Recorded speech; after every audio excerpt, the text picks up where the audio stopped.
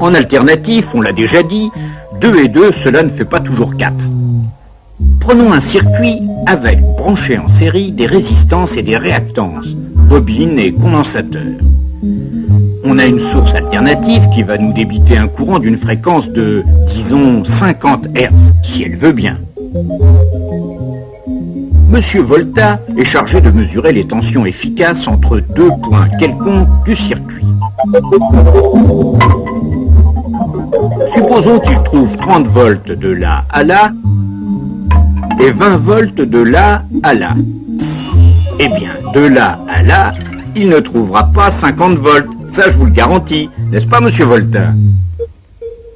Alors c'est là qu'il faut faire venir monsieur Fresnel, inventeur et grand bienfaiteur des étudiants en hautes études électriques, qui va nous expliquer tout ça avec des flèches tournantes. Notre circuit étant un circuit série, l'intensité est exactement la même en valeur et en phase en tout point du circuit. L'axe de la flèche intensité va donc nous servir de repère. C'est l'origine des phases, comme on dit. Aux bornes de la résistance, on sait que la tension est en phase avec l'intensité. Aux bornes de la bobine, on l'a vu aussi, la tension est déphasée en avance de 90 degrés. Maintenant, 30 volts en phase et 20 volts déphasés de 90 degrés, ça donne quoi comme résultat? Eh bien, monsieur Fresnel nous dit qu'il suffit de faire simplement ceci et de mesurer la longueur de la nouvelle flèche, ce qui ferait 36 volts. Monsieur Volta, s'il vous plaît. Eh bien oui, c'est ça. Monsieur Fresnel nous fait remarquer qu'on arriverait au même résultat en mettant les flèches bout à bout, comme cela.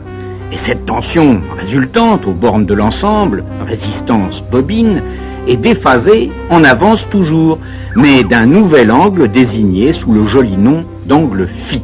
Notre mathématicien de service fait remarquer que cela se calcule très facilement, mais ce n'est pas le moment. Sachez seulement que cet angle phi joue un rôle très important pour les problèmes de puissance, mais continuons nos réjouissances.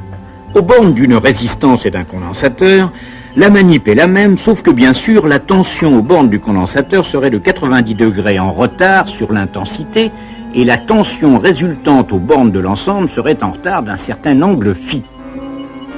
Et aux bornes de l'ensemble bobine-condensateur, il va trouver combien, monsieur Volta? Eh bien, il trouve 0 volts.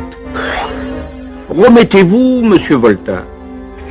20 volts déphasés en avant de 90 degrés et 20 volts déphasés en arrière de 90 degrés, les deux flèches mises bout à bout, ça fait bien 0, vous voyez?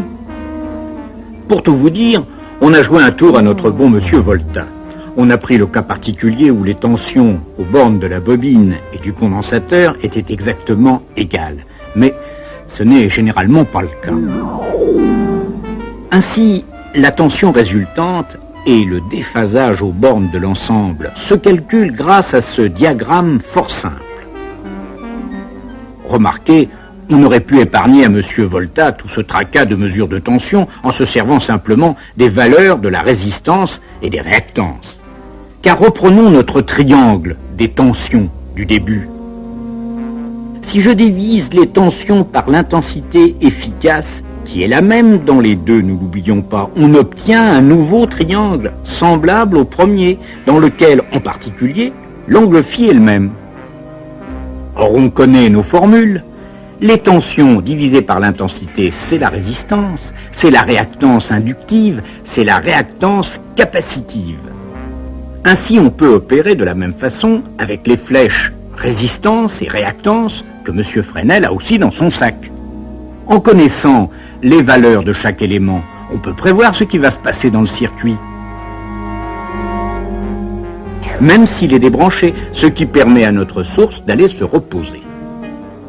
Alors ressortez vos tablettes de granit et gravez bien ceci. Dans notre circuit alternatif série, les résistances ne déphasent pas, elles s'ajoutent purement et simplement. Les réactances inductives déphasent de 90 degrés en avant. Les réactances capacitives de 90 degrés en arrière. Donc, elles se retranchent. Il suffit de mesurer combien d'ohms fait la résultante. Là, je vous arrête, monsieur Fresnel. C'est quoi que vous mesurez là? C'est pas seulement une résistance, ce n'est pas seulement une réactance, c'est une impédance. Je sais, ça fait beaucoup de trucs en anse, mais en alternatif, il faut ce qu'il faut. Et notre mathématicien de service fait remarquer que ça se calcule très facilement, comme dans les triangles rectangles, carré de l'hypoténuse égale impédance de l'ensemble, donc 22,4 ohms, et s'il passait là-dedans un courant de 1 ampère, on aurait 22,4 volts aux bornes. Et oui, monsieur Volta peut venir vérifier, mais monsieur Volta dit qu'il nous fait confiance. D'ailleurs, il ne passe aucun courant puisque notre source est allée se coucher.